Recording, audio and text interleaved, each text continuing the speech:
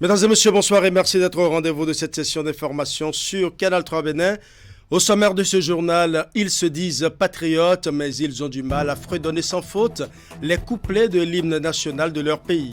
C'est le cas de plusieurs jeunes de Cotonou qui peinent à chanter jusqu'au bout le troisième refrain de l'Aube Nouvelle, un constat qui certainement vous fera sourire, mais qui interpelle notre sens du patriotisme en cette veille de la fête d'indépendance.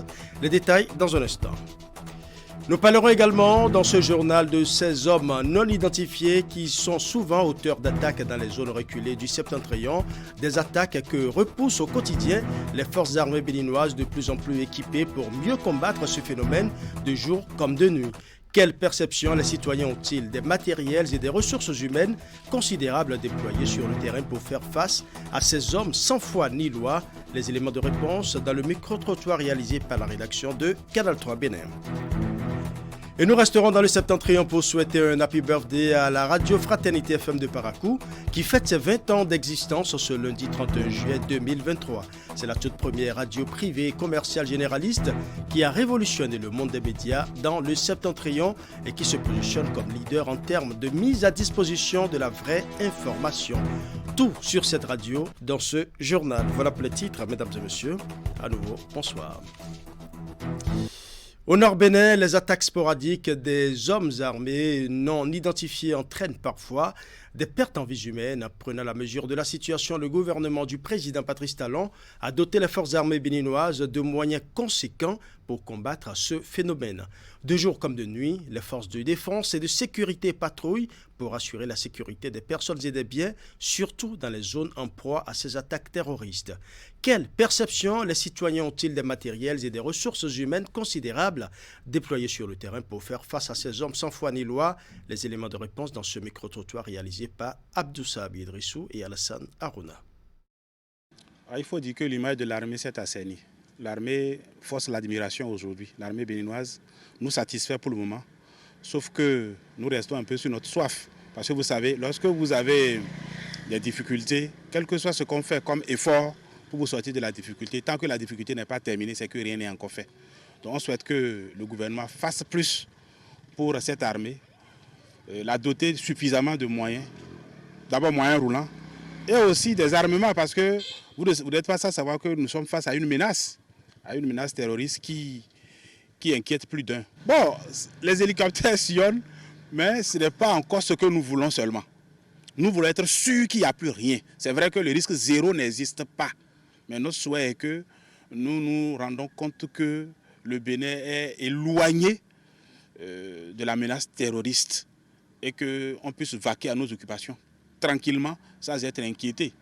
Et il urge que l'État béninois, ou du moins le gouvernement, fasse beaucoup d'efforts en ce qui concerne donc l'équipement de ces militaires. Et aussi, nous ne sommes pas dans le secret des dieux, mais aussi revoir, à mon humble avis, à la hausse, le traitement. Il faut qu'ils soient motivés davantage. Aujourd'hui, je dirais que je suis très fière de mon pays, je suis très fière de l'armée de mon pays parce que on les voit à tout moment, ils sont en circulation dans la ville de Nati Tengou et selon quelques informations dans les coulisses que nous avons aussi, c'est qu'ils sont dans ces endroits-là où les personnes sont vraiment menacées. Ils font tout leur possible pour assurer la sécurité de nous citoyens que nous sommes. Je ne peux que leur dire chapeau, merci beaucoup. Que Dieu veille sur vous, qu'il vous protège, afin qu'après chaque mission, vous puissiez rentrer, retrouver votre famille et que nous puissions être à nouveau en paix dans notre cher beau pays, le Bénin. Bon, par rapport aux outils, je pense bien qu'il y a déjà un grand effort qui a été fait parce que là, déjà, ils circulent un peu plus avec les véhicules, ils sont avec les armes et tout ça. Mais je suis sûre qu'ils ont encore besoin de quelques petites choses que je supplie le gouvernement de bien vouloir leur mettre à disposition afin que notre sécurité soit totalement assurée. Avouons que nous ne sommes pas dans une zone rouge. C'est une perception, puisque l'État prend toutes les dispositions pour assurer la sécurité des personnes et des biens. Donc on ne peut pas dire qu'il y a une zone rouge. Certes, il y a des menaces, il y a des attaques, des individus mal intentionnés, mais des dispositions sécuritaires sont prises pour pouvoir endiguer un tant soit peu le mal. L'armée béninoise, aujourd'hui, c'est une armée dans laquelle il y a le professionnalisme. Le professionnalisme en ce sens que je sais que d'autres dispositions sont en train d'être prises pour pouvoir améliorer la prestation de cette armée-là. On ne peut qu'encourager le gouvernement pour cet effort en faveur du peuple. Il faut dire qu'au début, on n'était pas habitué à voir l'armée dans les brousses un peu partout dans nos régions. Au début, on avait pris peur. Mais à un moment donné, on a vu que vraiment, et ça ne nous faisait plus peur. On s'est familiarisé avec l'armée. Bon, je dirais qu'ils sont partout, Depuis Kobli, Materi, et Tangueta, Bukumbe, ils sont partout. Ils sont à féliciter. Ça, ces militaires, je ne vais pas mentir, ils travaillent. On les voit en l'air, en bas, ils sont en haut, ils sont en bas. Ils sont avec l'hélicoptère circule, tout ça là. Bon, ils ont des motos, ils ont des véhicules, tout ça là. Bon. Mais il reste à faire quand même. Demain, c'est la fête d'indépendance, la fête de tous les patriotes béninois. Mais sont-ils vraiment tous patriotes? Parce qu'un bon patriote doit maîtriser l'hymne national de son pays. Ce n'est pas toujours le cas en ce qui concerne l'Aube Nouvelle. Une petite enquête dans le rang des jeunes béninois pour voir comment ils peuvent fredonner sans gêne le troisième couplet de l'hymne national. Et voici le constat.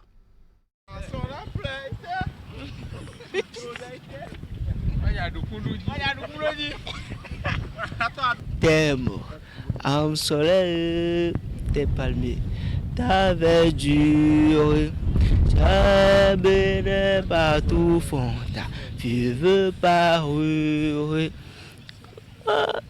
Ton sol offre à chacun la richesse de tes fruits.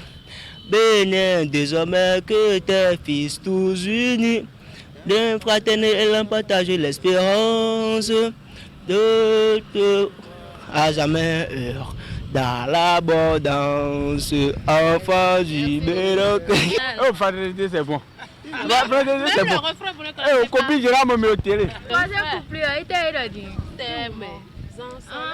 Voilà. Je me rappelle même pas. Sans soleil, t'es pas mieux. Ta verdure. Je me rappelle pas. Enfant peut-être. Tovile mi cité. Oh mi cité bagni mi dessous. Aïdo riron et dali jiwe mi beau fond.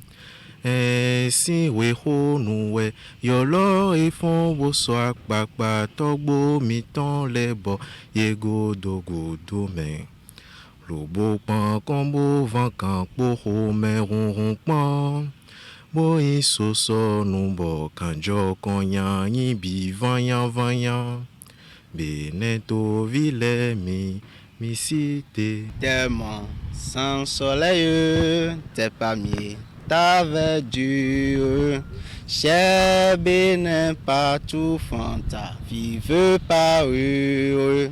Ton sort offre à chacun la richesse et des fruits.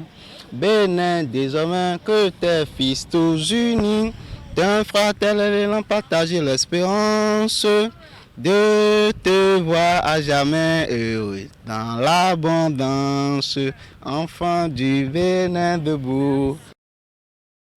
Gardons ce sourire pour faire un tour du côté du Nigeria qui a abrité hier dimanche un sommet extraordinaire de la conférence des chefs d'État et de gouvernement de la CEDEAO. Au cœur des échanges, la crise politique qui secoue le Niger, l'institution sous-régionale hausse le ton et donne l'ultimatum d'une semaine aux militaires qui ont fait le coup d'État du 26 juillet dernier, déposant ainsi Mohamed Bazoum, le président démocratiquement élu. Des sanctions sont décrétées et la CEDEAO évoque un possible recours à la force pour restaurer l'ordre démocratique au Niger. Voici la substance des décisions prises par l'institution sous-régionale. L'étau se resserre contre le général Abdourahmane Tiani et ses camarades, auteurs du coup d'État au Niger. Réunis à Abuja le 30 juillet 2023, le sommet extraordinaire de la conférence des chefs d'État et de gouvernement de la CEDEAO condamne le coup de force perpétré contre le président Mohamed Bazoum, qui selon la CEDEAO demeure le chef d'État légitime du Niger. L'organisation sous-régionale exige la libération immédiate et le rétablissement de Mohamed Bazoum dans ses fonctions de président de la République du Niger. Mais loin de s'en tenir à une simple condamnation, les chefs d'État et de gouvernement réunis à Abuja ont prononcé de sévères sanctions contre les auteurs et complices de ce coup d'État qui, selon eux, est anticonstitutionnel et ne saurait être validé sous aucune forme. Des mesures d'isolement sont décrétées à travers la fermeture des frontières avec le Niger et l'établissement d'une zone d'exclusion de la CEDEAO pour tous les vols commerciaux à destination ou en provenance du Niger. Sur le plan économique, la CEDEAO exige la suspension de toutes les transactions commerciales et financières avec le Niger et le gel des avoirs de la République du Niger ainsi que des entreprises publiques et parapubliques logées dans les banques commerciales. La suspension du Niger de toutes les formes d'assistance financière et de transactions avec les institutions financières comme la BIDC et la BOAD est également décrétée. Le point saillant des mesures prises par la conférence des chefs d'État et de gouvernement de la CEDEAO est relatif au délai d'une semaine accordé aux putschistes pour un retour à l'ordre constitutionnel. La CEDEAO n'exclut pas l'usage de la force et déjà les chefs d'état-major sont instruits pour définir le mode opératoire approprié au cas où les exigences faites à la junte militaire du Niger ne seraient pas respectées dans les délais. Un appel est également lancé en direction de l'UEMOA et de tous les autres organismes régionaux pour la mise en application rigoureuse des mesures prises par les chefs d'État et de gouvernement de la CEDEAO réunis à Abuja. Un message bien capté par l'UEMOA dont la conférence des chefs d'État et de gouvernement s'est aussitôt tenue le même jour en session extraordinaire. Tout en prenant acte de l'évolution de la situation politique au Niger, l'UEMOA confirme et prend acte de toutes les sanctions prises à l'encontre des officiers militaires auteurs du putsch. Parlons à présent de l'audience au cabinet du président du Conseil économique et social. Ce lundi, Augustin Tabekbian a reçu deux personnalités. Il s'agit en premier du président du Conseil national du patronat CNP, Eustache Gustave Kotigan, et secondo, du nouvel ambassadeur du Bénin près la République du Niger, l'ex-député Gilda Sagonkan. Pendant plusieurs minutes, chacune des personnalités a échangé avec le président du Conseil sur des questions d'intérêt commun. À leur sortie d'audience, ils ont fait une déclaration à la presse. Nous allons suivre respectivement le président du CNP Bénin et le nouvel ambassadeur. C'est au micro de Clément Achadé. Vous savez que le Conseil économique et social est une institution qui donne beaucoup de recommandations au gouvernement. Et donc nous, en tant que structure qui également s'occupe de la richesse donc, du pays, nous sommes une institution économique et sociale. Donc, il nous apparaît important de rencontrer donc, cette structure du Conseil économique et social pour, de temps en temps, avoir des questions à débattre également, de pouvoir nous enquérir un peu de comment les choses se passent et d'essayer d'avoir des échanges qui nous permettent donc de partager nos différentes opinions ou commentaires ou observations sur tel ou tel. C'est dans ce cadre que je suis arrivé. C'est des relations, disons, normales entre deux institutions qui s'occupent du social, de l'économique et surtout également du culturel. J'ai été nommé ambassadeur du Bénin près du Niger depuis le 14 juin et je pense qu'il était de bon temps que je fasse une visite au président du CES, le président Gbia, pour recevoir aussi bien des conseils, mais aussi son approche sur la réalité aujourd'hui au Niger. J'ai rencontré un président, j'allais dire un papa, qui a, au-delà de l'expérience du Conseil économique et social, une expérience de vie antérieure au Niger. Et les conseils qu'il m'a prodigués seront très utiles pour ma mission dans cette réalité difficile aujourd'hui dans la sous-région. Je reste persuadé que la volonté de maintenir la paix, la quiétude entre le Niger et le Bénin va être déterminant pour la suite de nos relations, pour le bonheur de nos populations et pour la vitalité de nos économies réciproques. Je l'annonçais en début d'édition, ce lundi 31 juillet, la radio Fraternité FM de Parakou fête ses 20 ans d'existence. La toute première radio privée et commerciale généraliste émettant depuis Parakou est à l'honneur. Une radio qui a révolutionné le monde des médias dans le septentrion et qui se positionne comme leader en termes de mise à disposition de la vraie information. Pour tout savoir de cette radio, nous allons suivre ce récit de Franck Aounou, présenté par Florence Bossa. Implanté à Parakou, dans le premier arrondissement au bord de la route inter-État Parakou-Djougou, en face de l'Est-Koteb, Fraternité FM est une filiale du groupe de presse Fraternité. Elle est la toute première radio privée et commerciale généraliste qui arrose la troisième ville à statut particulier et ses environs en bande FM sur la 96.5 MHz. Son avènement est un projet ambitieux de son promoteur, l'honorable Malik Seibou Gominan, et porté par Rodrigue Azinogbe, le directeur qui s'est entouré de jeunes pour atteindre ses objectifs. Cette vision de bien faire, de servir la population et de s'imposer dans un espace médiatique disputé par 5 autres organes et surtout la marque imprimée au traitement de l'information axée sur la proximité ont valu la radio et ce depuis plus de 18 ans. La toute première place dans tous les sondages d'opinion disponibles. À titre illustratif, le dernier sondage réalisé par le cabinet Harmonie Média en collaboration avec Géopole courant les mois de septembre et octobre 2019 classe Radio Fraternité en pole position. Au regard de ce résultat et des programmes assez dynamiques et attractifs qu'elle propose à ses auditeurs, l'équipe reste convaincue qu'elle constitue le canal idéal pour la visibilité des activités de tous ceux qui la solliciteront. Aujourd'hui, grâce à son application Fraternité FM téléchargeable gratuitement sur Google Play Store et sur son site www.fraternitéfm.bj, elle est suivie à travers le monde et donne des informations en temps réel. Fraternité FM, c'est une web TV, Fraternité FM TV, mais aussi et surtout un centre de formation au métier de l'audiovisuel, le CEFIMA, qui a déjà déversé sur le marché 3 promotions très compétitives. Radio Fraternité, faute de ses 20 années d'expérience, est aussi un vivier qui a formé beaucoup de professionnels de médias. Ces défis sont immenses et tiennent fermement compte des attentes des auditeurs qui sont sa raison d'être, d'où le slogan assez évocateur de ces noces de porcelaine, 20 ans au service des communautés et de la nation. Et à l'occasion de ce 20e anniversaire, quelques auditeurs habitués des studios de la première radio privée commerciale du Septentrion se sont confiés à la rédaction de Canal 3 Bénin. Nous allons suivre ici Noël Chadaré, secrétaire général de la COSI Bénin. Il nous livre ici ses impressions sur la radio Fraternité FM.